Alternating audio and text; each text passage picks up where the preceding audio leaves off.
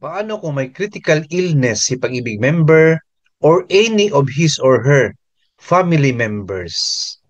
Answer, disclaimer po muna friends, ang video content natin ay based from research sa website ni Pag-ibig Fan. Alright? So when we say critical illness friends, meron tayong 5 example. So ano po ito? Number 1, cancer. Number 2, organ failure. Number 3, heart-related illness. Number 4, stroke. Number 5, neuromuscular illness. And dapat ito ay certified by a licensed physician para ma-approve or ma-acknowledge ni Pag-ibig Fan. If may critical illness po tayo, ikaw as Pag-ibig member, or any of his or her family members. Grounds po yan, no? Para makuha yung benefits ninyo. So ano po yung benefits na makuha from Pag-ibig Fan? Answer, number 1, employees' savings and contributions. Number 2, employer's counterpart. Number 3, all earned dividends, less loan balances.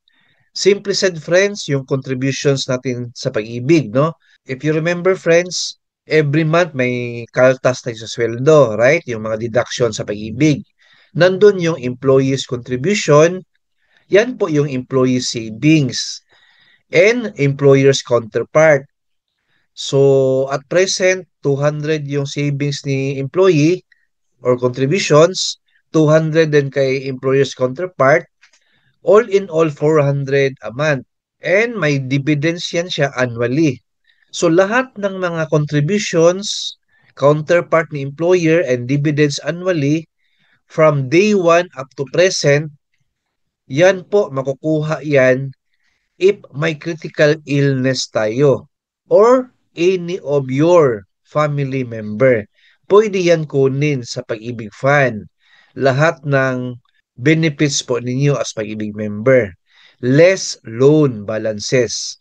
So may i-fill out lang po na form yan and submit basic requirements. Ayan po. So now we know and sana nasagot natin ang question kanina. Keep watching my YouTube channel, friends. Lahat ng concern ninyo about Pag-ibig, employees benefits, GSIS or SSS, may sagot po tayo dyan. Alright? Please like, share this video, and subscribe my YouTube channel. Thank you, God bless, and 2 thumbs up.